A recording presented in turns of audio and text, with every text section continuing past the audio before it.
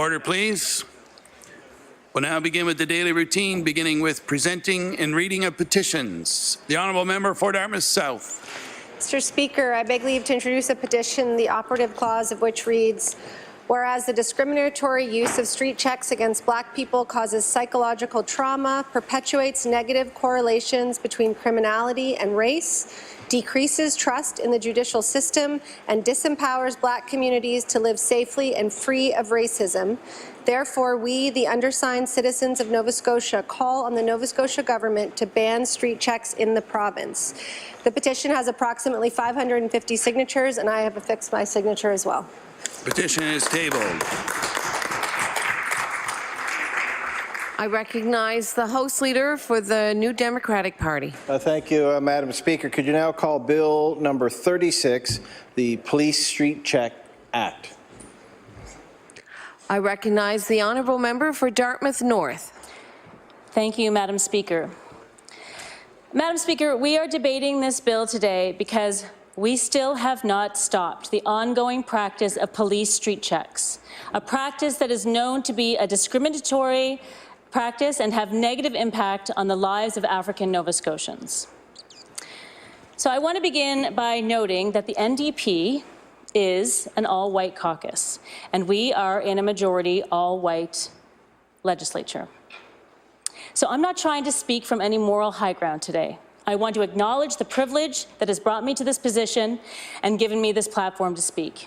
And I continue to benefit from the histories and ongoing practices that make it easier for me to be in this position that I'm in today. I in no way want to speak for the African Nova Scotian community. I think striving to follow the principles of allyship, however, means that white people like me need to speak up and amplify and affirm African Nova Scotian voices on issues of racism and not shy away from that duty. I think being white is doubly important, that I use this platform to understand, to amplify and to act on the concerns and the ideas coming to me and to our caucus from African Nova Scotian people. And so the NDP caucus and I are using the tools we have to say this. We need to turn the attention of this whole House to stopping discriminatory police street checks in Nova Scotia.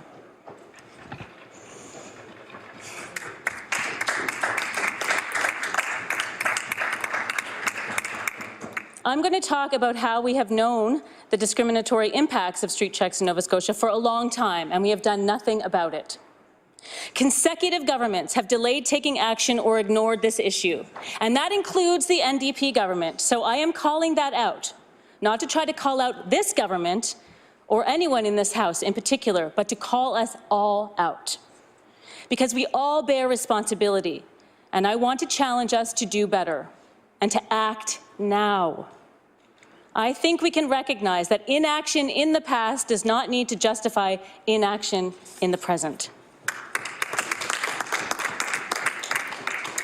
And so we are debating this bill today because we still have not stopped discriminatory practice of police checks that negatively affect, we know, African Nova Scotians more than anyone else in this province. It has been 15 years since Kirk Johnson won his human rights case resulting from a street check.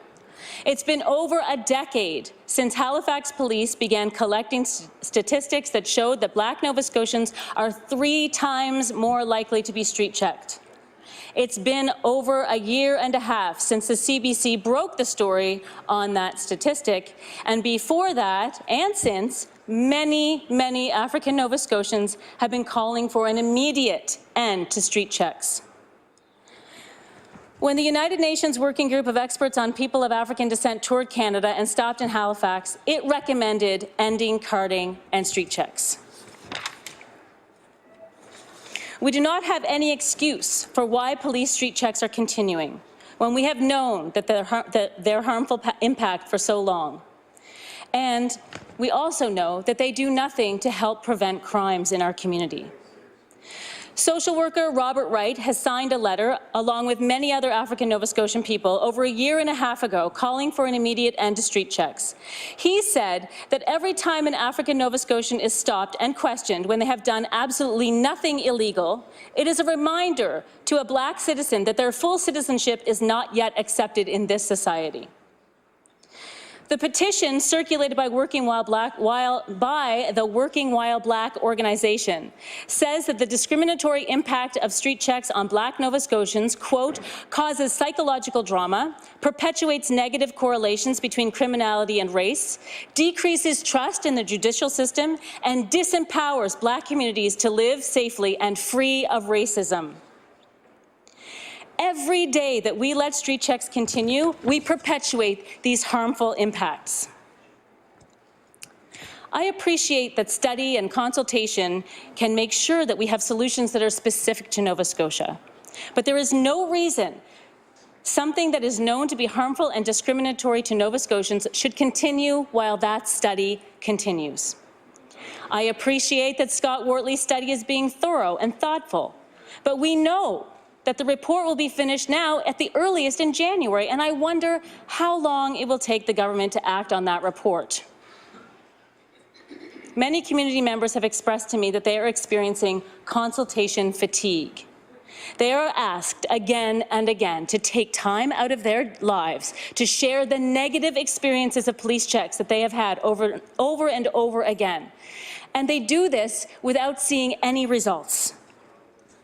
A year ago, journalist Julia Simone Reckers wrote about this. She wrote, quote, over and over, racialized communities are asked to chronicle the dehumanizing violence they live every day. Over and over again, they oblige, but nothing changes.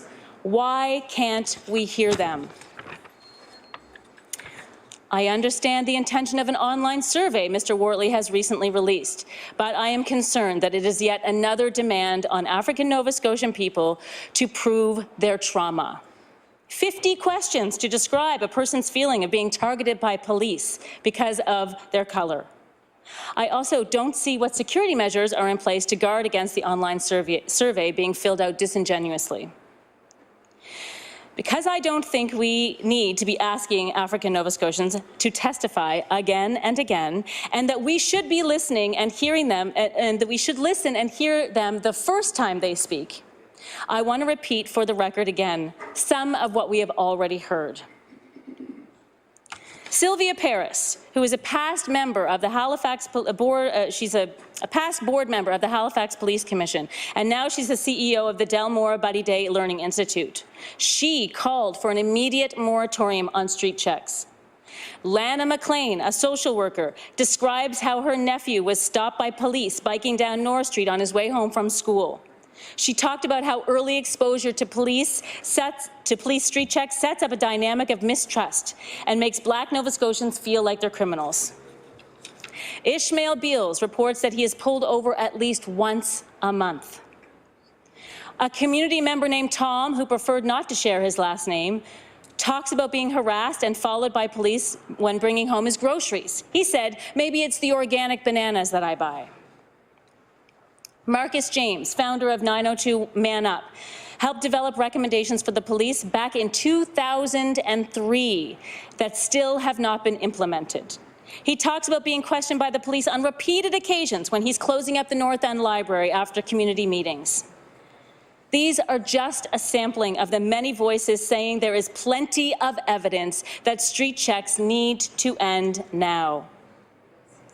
The last time I had an opportunity to speak about street checks in this House, I ended with the words of Sergeant Robin Atwell, a Black police officer in Halifax. And I will end with them again today because they remain as true today as they were then.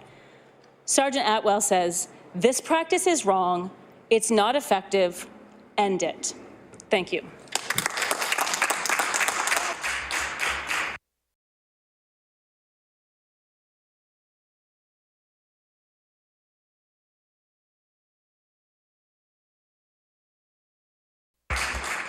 I recognize the honourable member for Clayton Park West. Thank you, Madam Speaker.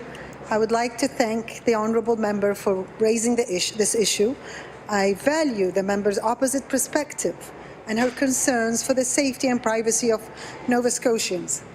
Since moving to Canada from Baghdad, I have learned to appreciate and value living in a country that has a charter of rights and freedoms. And I truly do. And I've had many experiences that with my work that I've always came to emotions of the differences with the life that I would have had living in Iraq compared to the life I have here and the rights in a human being.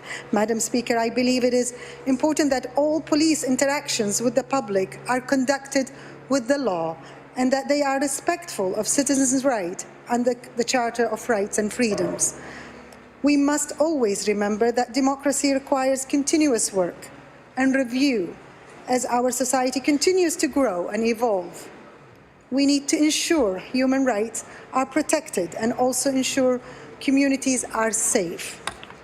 Madam Speaker, in January 2017, leaders from the African Nova Scotian community reached out to the Nova Scotia Human Rights Commission with concerns around the police information gathering techniques commonly known as street checks.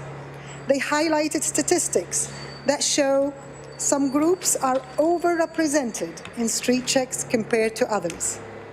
Madam Speaker, there is no question these are concerning statistics, and I join the African Nova Scotian community in wanting to know more.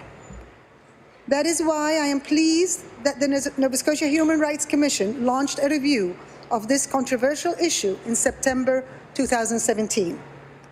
The Commission has contracted out of province independent researcher to lead this review. Madam Speaker, Dr. Scott Wortley is a criminologist with subject matter expertise, and his appointment has been well received by the community group that brought forward the concerns about street checks. A member of his team include a woman named Jessica Bundy. Ms. Bundy is a PhD student at the Centre for Criminology and Social Legal Studies and is from Nova Scotia. She is from Nova Scotia. Ms. Bundy brings with her extensive work experience in the African Nova Scotian community, ensuring members of the community have their voices heard. Dr. Wortley and his team have been providing regular updates on his review process. In May, they held focus groups and meetings with the Halifax Regional Police and the RCMP, who are taking this issue very seriously and fully cooperating with this review. The Halifax Board of Commissioners, which provides civilians oversight for Halifax Regional Police, has also requested regular updates on the status of this review. In July, Dr. Wortley and his team specifically focused on connecting with the younger population here in our province. They held focus groups that were specifically targeted towards youth, with groups meeting held in Uniacke Square, Mulgrave Park, East Preston, and North Preston.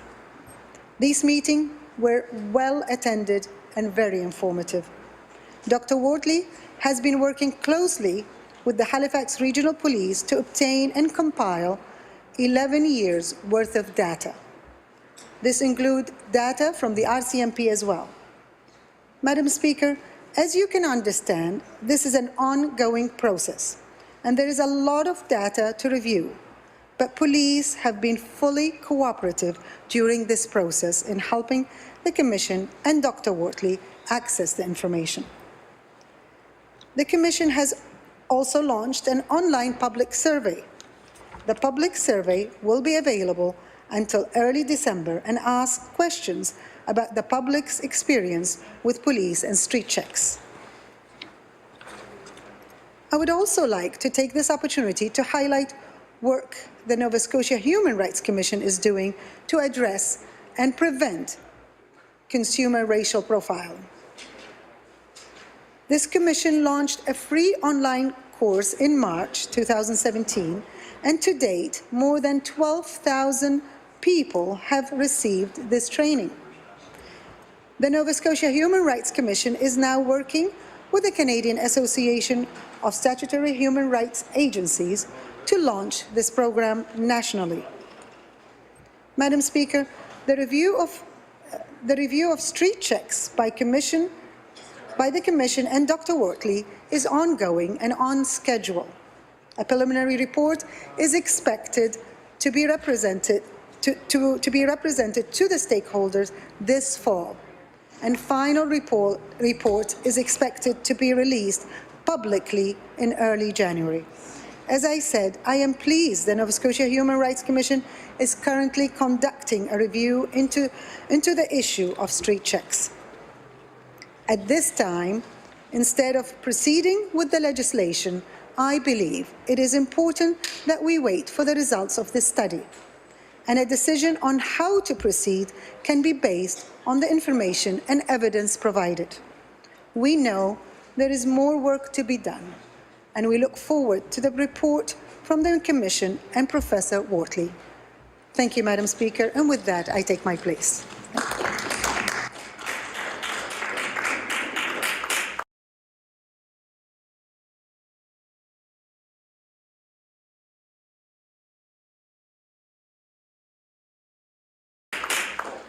I recognize the honourable member for Pictou West. Thank you very much, Madam Chair, and I'm very pleased to rise to speak to Bill 36, the Police Street Checks Act, and I want to thank my colleagues so far that have spoken and spoken very passionately. The practice of street checks was called into question, as we all know, in this chamber in 2017 after a CBC investigation revealed that Black people were 3 times as likely to be part of a street check than white people.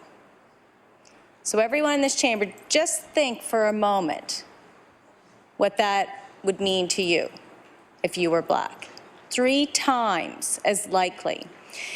And that people actually who identified themselves of any other culture than being white was 1.9 times more likely to be stopped by police.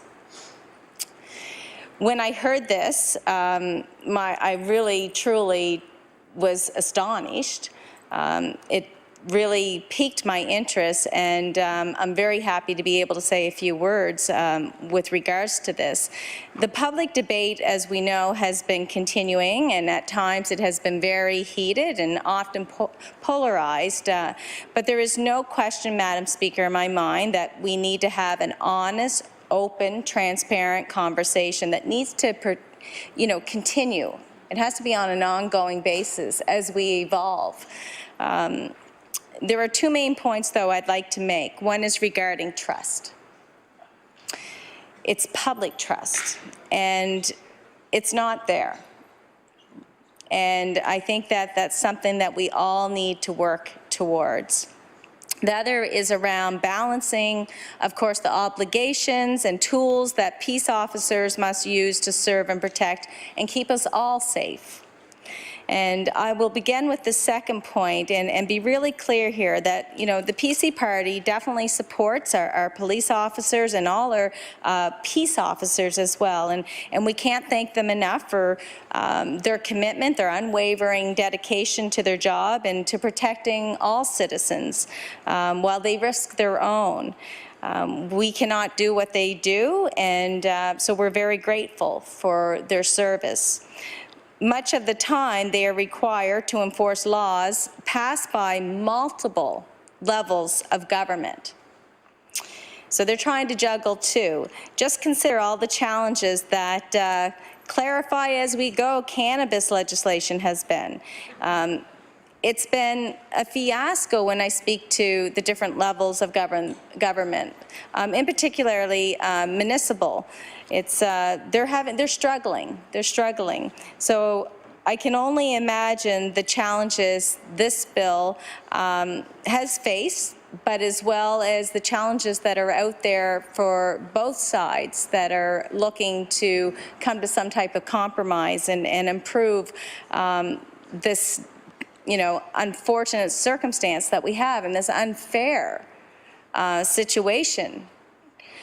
So police on the front line of that countrywide social experiment of cannabis, we know that it's a multimedia world, and there's so many informal tools available to increase accountability, and they are used quite often on a regular basis. As tough as that is sometimes, I think it's a good thing, though, and there needs to be a balance struck, Madam Chair. Not just fairness, but a perception of fairness for all Nova Scotians. We collectively need to come together and get this right. The numbers found around police checks point toward a need to look deeper into this situation. There's no doubt, and I appreciate that there's a review happening, and I am happy to hear that they are including youth. It would be great if that review was a little bit more open and transparent to all of us so that we could all have updates on it. And it's great that it's coming out in January, but none of us know what's been conducted so far. So that part is unfortunate. I, Madam Speaker, really want to indicate that in regard so the numbers found around police checks, as I had just mentioned, point towards we need to look into this deeper. And in that regard, I agree with the member from Dartmouth South that presented the bill, introduced the bill, and that there's a need for mutual trust between members of the public and police officers. Do the processes, though, however, outlined in this bill, have the potential to work towards addressing fears of systemic racism while balancing appropriate use of police tools? I'm not certain if it does, and I can't project if it will, but I know it all has to be considered. And I would have to ask, how will the panel to be established by this bill address stereotypes of criminality? And will it limit police investigation tools? We owe it to the community, to all citizens and the police. Nova Scotia, as we all know, has suffered systemic racism for way too long, and it's our time to do something about it. Pretending otherwise is just a non-starter, and anyone that doesn't want to get involved is living in denial. Perhaps that is why this bill in particular refers to the Charter of Rights and Freedoms quite frequently, even seeking to put wording into regulations. And perhaps, but surely, our regulations do not need to explicitly prohibit officers from violating Charter rights. Nevertheless, I would like to conclude with a caution to all of us, and especially this government. Losing the public trust is extremely serious. We're going down that rabbit hole right now, and it's all about trust. Everything we do here should be in the public good for all people. It should be well thought out, this bill, including any possible unforeseen, unintended consequences. Law Amendments Committee this week was a stark reminder of what can happen otherwise for any of the members that participated in law amendments this week. Our caucus is collectively still reviewing the bill and seeking input from one another. I think we have to think this bill through a little bit further and to confirm that it will serve the community and the police together. The government should not just dismiss this bill just for the sake that it's being introduced by the opposition. I hope that they give all consideration to this bill. We need to keep talking about this, and on those few messages, I'll take my seat, Madam Chair. Thank you.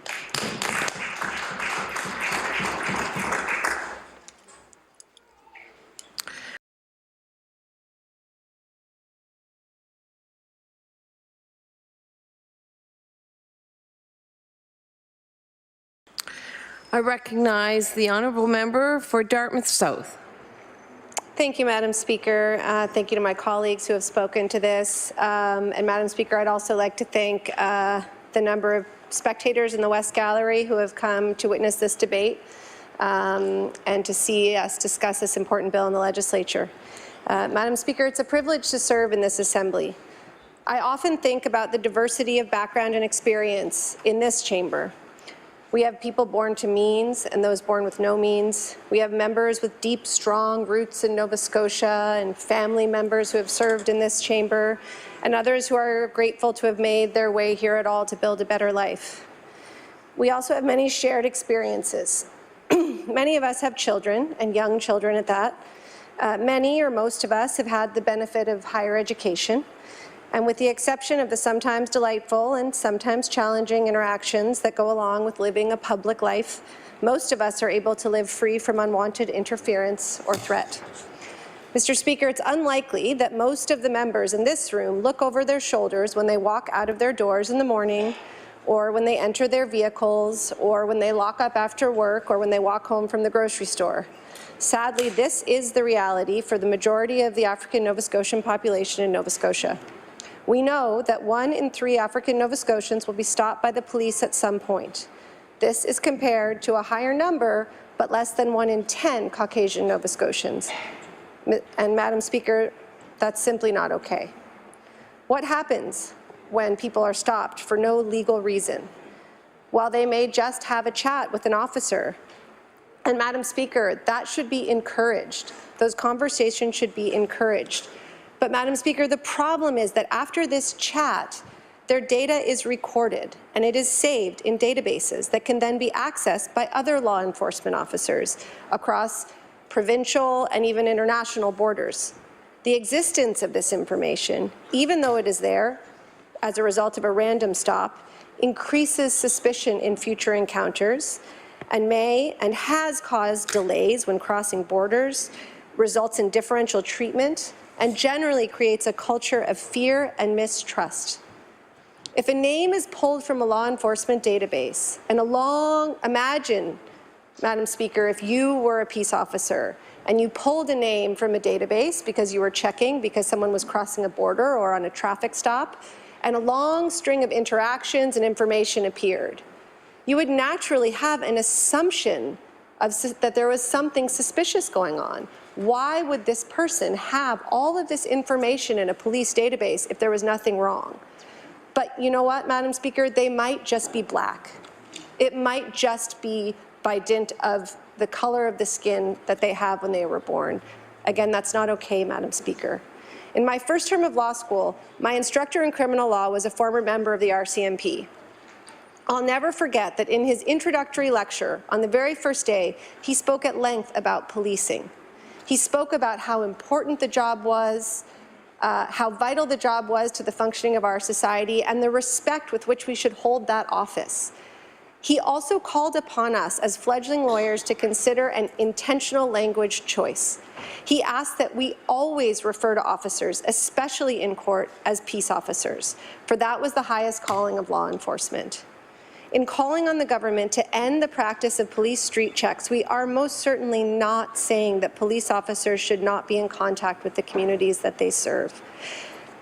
That in an effort to build trust and work as effective peace officers, we are encouraging them to continue to do just that, to engage and interact with communities as so many officers, especially community policing officers, already do.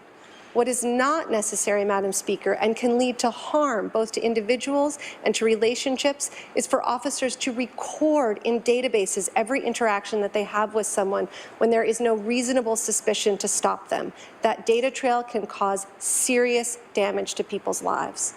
The bill we have put forward acknowledges that the Canadian Charter of Rights and Freedoms sets the standard for all interactions between government agencies and members of the public. It acknowledges that effective policing requires mutual trust between members of the public and peace officers. And our bill acknowledges the harmful negative impact that racial profiling has on just that public trust in our justice system. The bill we have put forward prohibits the collecting, releasing, or retaining of identifying information about an individual who has not been arrested or charged with an offence. The bill allows peace officers to interact with members of the public in the course of an investigation as long as that interaction is consensual. They can ask questions, they can engage with communities, they can canvass door to door, they can ask questions, but that interaction must be consensual and it must be perceived to be consensual.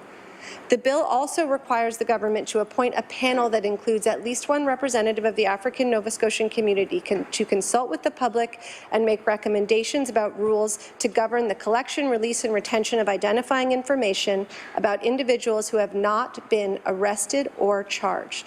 The bill further calls for the destruction of all records of information collected through the process of street checks, unless the panel opts to preserve the records for research purposes. Madam Speaker, no person should be arbitrarily stopped. We recognize that. And clearly, given the data we have, these stops are not random or arbitrary. They are a product of systemic racism. Most of us assume that our interactions with law enforcement short of detention or arrest are consensual, but for racialized communities, this is often and even usually not the case. When a person is approached without any reasonable suspicion, they should feel free to leave the interaction, and they should be informed that they are free to do that. Because people do not feel this way, they do not trust law enforcement, and a vicious cycle continues that has already been going on for far too long. Police can and will be able to do their jobs with this legislation, and they will continue to do them well. If there is reasonable suspicion of a crime, there is no impediment, nor should there be, to the detention of a person by law enforcement. I have the utmost respect for all of the people working in law enforcement in this province. As my colleagues have mentioned, it is a challenging profession, and I believe it is and can even more be a noble one. My interactions with the community policing officers in Dartmouth have been fantastic. They know the kids, they understand the communities, and they do amazing work. In putting forward this bill and calling for a moratorium on street checks, we are not being critical of the individuals who are out there doing this work. We are not talking about bad apples. We are identifying a long-standing systemic problem that requires a systemic solution. The role of government is to establish that balance between personal freedom and shared interest in safe communities. We are the ones who determine what is for the public good, and we must act accordingly. African Nova Scotians are overrepresented on our correctional facilities, have lower health indicators, and generally have had significantly more barriers to full participation in public life. Here is a big barrier, Madam Speaker, and it is in our power to remove it. The debate over this issue in Ontario, where there is legislation, and here in Nova Scotia, has had many legal experts weigh in. They have argued that this practice does violate the Charter of Rights and Freedoms, the right to life, liberty, and security, the right to be secure against unreasonable search or seizure, the right not to be arbitrarily detained or imprisoned, the right on arrest or detention to be informed promptly of the reasons, and most importantly, the right to equal benefit and protection of the law. These are the standards we expect to be upheld in all interactions between all levels of government. Charter rights shouldn't need to wait for reports to come in to be protected, Madam Speaker. We want to be safe. We want law enforcement to have the tools they need to be the peace officers they were trained to be. We believe we can do this while respecting the freedom of all members of our communities, and that we must do it now. Thank you, Madam Speaker.